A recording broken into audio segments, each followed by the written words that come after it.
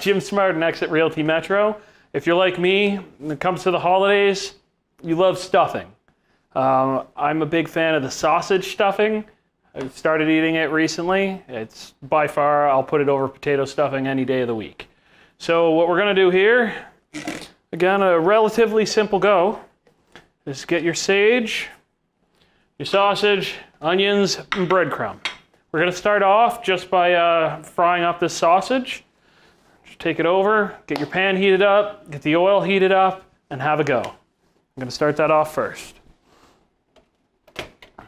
Temperature up to high.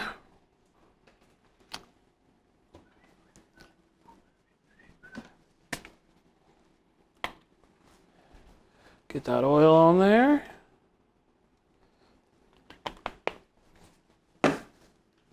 We'll let that heat up a bit.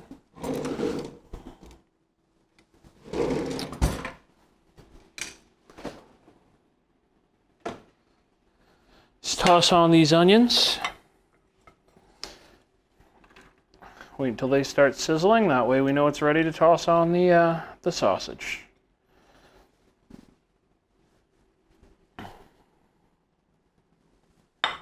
There we are.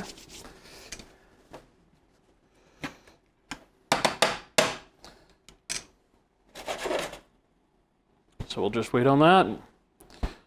Shouldn't be too long. Yeah, while I'm waiting on that, might as well get this sage ready. The breadcrumbs, sage, salt are all gonna go in this bowl right here. Oh, there we go. You hear the sizzling, the onions are starting up.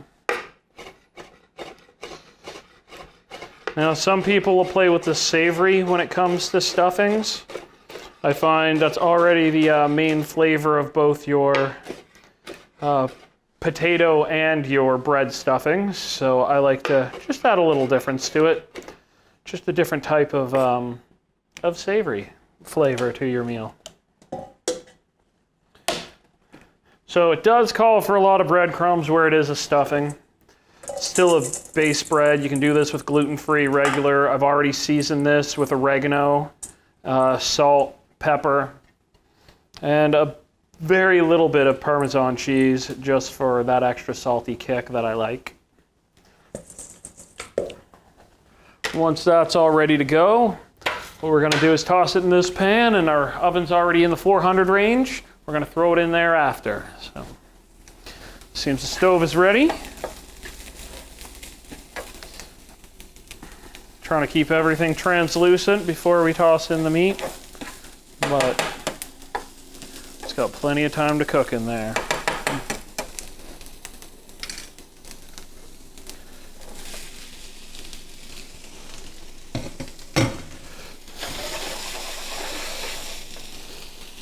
to get that off my burner. So like anything, you want to make sure the meat is fully cooked. This is going to be a stuffing that is not cooked inside of any bird. It's just going to go directly in the oven. The sausage I have here is a nice pork sausage. Only a bit of spices, nothing too crazy.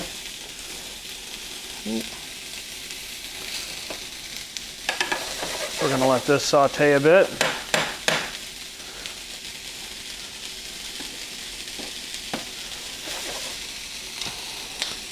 This is the one time that I am not going to put any maple syrup or syrup of any kind into my meat that's sauteing. I'm not looking for the same type of caramelization that I'd be looking for ground beef and stuff like that. I really want the flavors to stay more savory with the stuffing than sweet and all that. Plenty of sweet food going around at the holidays. We don't need the extra.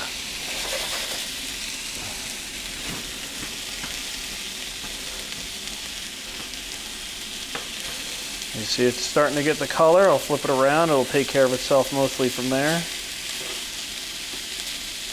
You want to make sure the meat's all fully cooked. Like I said, even though it's going into the oven, you just don't want to risk it when it comes to having raw meat. Making a bit of a mess because I have a bit small of a pan for how much I'm cooking. There we go. So again, Just gonna mix up the crumbs. You know, get all everything in nice and incorporated here. Gonna hit it up with a little bit of extra salt. A little extra pepper. Everything when it comes to salt and pepper is to taste. I don't like too salty, but I need to know that salt's in there. All right, and give this a bit, drop the heat a bit so we can get that cooking a bit better. Don't want it to burn. I just want it to be nice and cooked. Get rid of all that pink in there.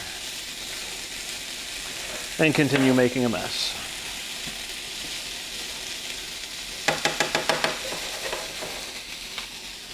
Now, if you're feeling a little impatient, something you can do really well with any meats when you're cooking on is toss on a lid. It'll maintain the moisture as well as cook it a little faster because you're steaming it rather than just letting it sear.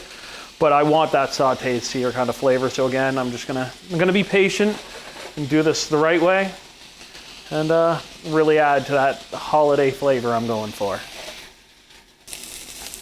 Now we've got the caramelized onions in there.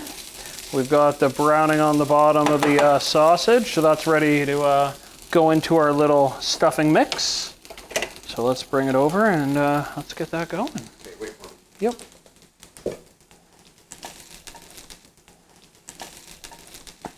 There it goes. Every bit of caramelized onion counts.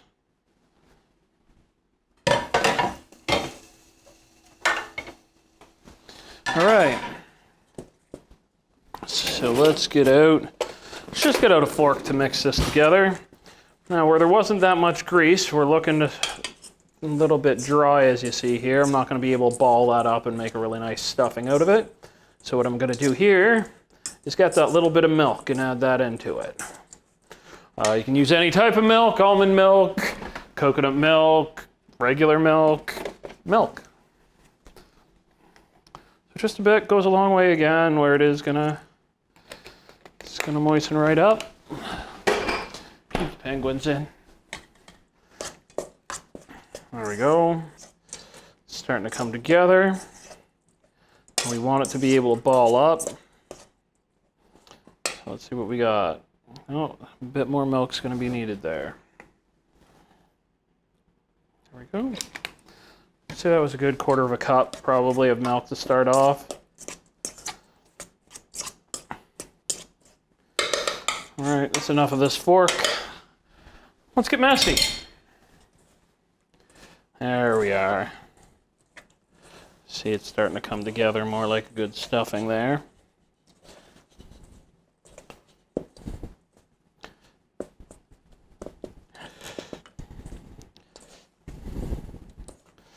And then what we're gonna do is transfer over.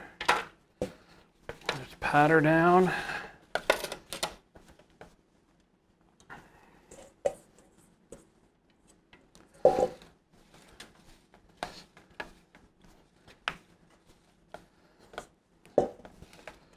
Bring her in, there we go.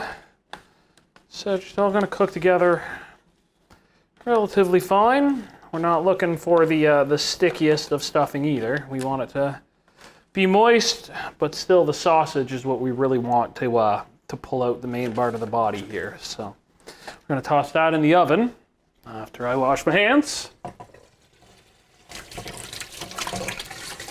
And when we pop that into the oven, that's gonna go in for about, say, 10-15 minutes. Just until we start getting a nice little bit of color on top of the stuffing. We just want it to brown just enough. So now when stuffing isn't in the bird, the turkey, chicken, however you do it, it's not the prettiest. It is what it is, but it is excellent this way. And she goes, like I said, about 10 minutes, she'll be good to go. All right, so when it's time to come out of the oven,